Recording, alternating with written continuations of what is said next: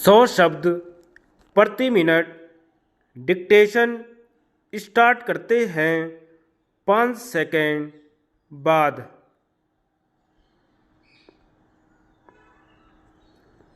सभापति महोदय, अभी हाल में जो आम चुनाव हुए थे उनमें खास तौर पर 2 बातों का वायदा किया गया था।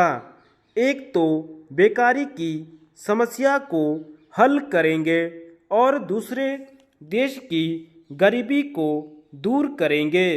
ये दोनों सवाल बड़े महत्वपूर्ण हैं जिनके ऊपर हमको विशेष रूप से ध्यान देना चाहिए।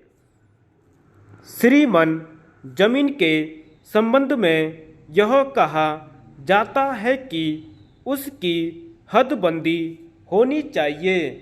यह भी एक रास्ता है जिससे कि इस देश में बेकारी दूर हो सकती है, लेकिन मैं यह कभी भी नहीं मानता हूँ कि केवल बेकारी को दूर करने के लिए जमीन की हदबंदी ही सबसे बड़ा उपाय है।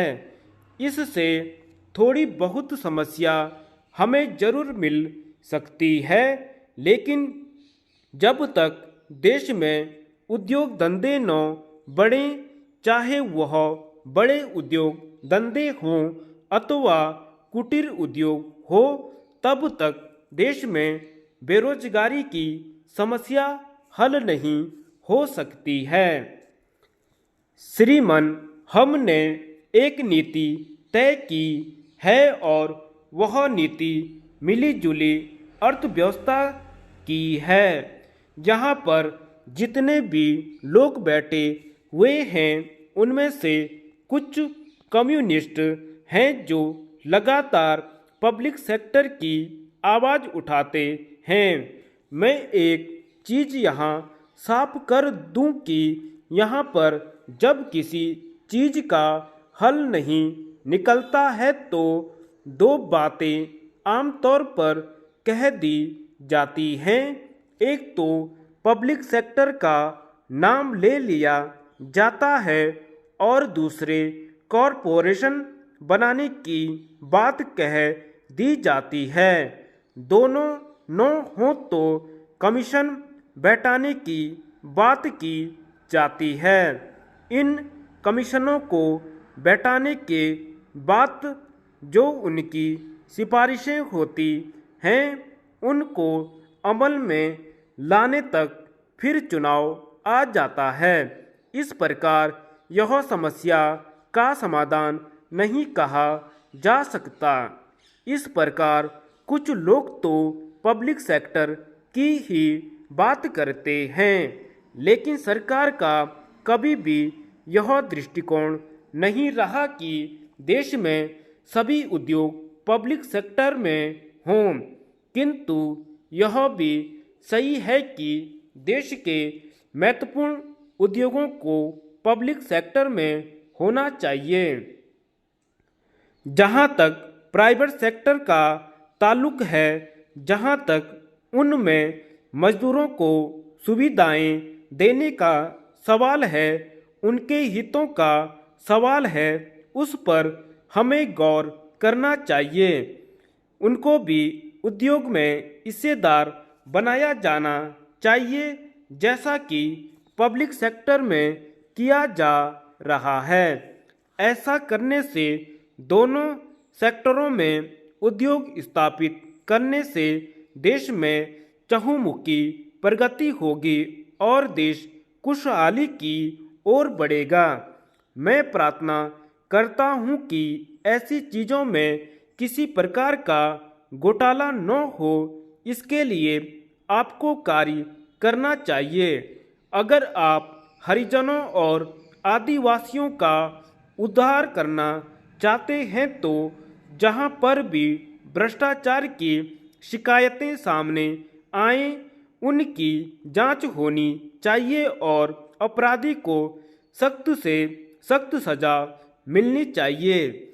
जो भी पैसा सरकार की ओर से इस काम के लिए दिया जाता है उसका सदुपयोग होना चाहिए, दुरुपयोग नहीं। यदि ऐसा हो जाए तो कोई शिकायत करने का भी मौका नहीं मिलेगा और पिछड़े वर्गों के लोगों का भी सही रूप से कल्याण हो सकेगा। उपसभाध्यक्ष जी, माननीय मंत्री जी ने जिस तरह से यह बिल इस सदन के सामने रखा है, उसको देखते हुए ऐसा लगता है कि सरकार इस बिल को जल्दी से जल्दी पास कराना चाहती है, जिससे कि देश के असंख्य लोग इसका फायदा उठा सकें।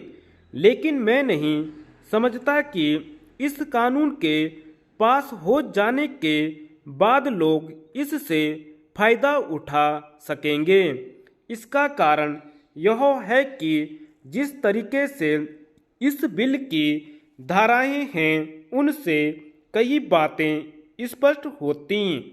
खास तौर पर मैं समाज के सबसे निचले वर्ग की बात करता हूँ। हमारे देश में उनकी संख्या लगभग 15 करोड़ है, जो हरिजनों और आदिवासियों के नाम से जाने जाते हैं, जिनको अभी तक 25 वर्ष की स्वाधीनता के बाद भी पेट भरकर रोटी नहीं मिल पाती है। मैं इस बात से सहमत हूँ कि इस देश में गरीबी है, लेकिन उसका कारण क्या है, इस बारे में कभी भी पूरी तरह से विचार नहीं किया गया। एक ओर तो देश के कुछ मुट्ठी भर लोगों ने करोड़ों रुपए की संपत्ति अपने हाथ में ली हुई है, दूसरी ओर करोड़ों लोगों को अभी भी जीवन की अनिवार्य आवश्यकताएं सुलभ नहीं हैं। मैं इस बात का स्वागत करता हूं कि आपने इस बिल के द्वारा जो कुछ इस कानून में परिवर्तन लाने की बात कही है, उसके आधार पर कई लोग इससे फायदा उठा सकेंगे। लेकिन देश के सर्वांगीण विकास के लिए इस बात को ध्यान में रखना ही पड़ेगा कि समाज के कमजोर वर्गों की ओर विशेष ध्यान देना चाहिए।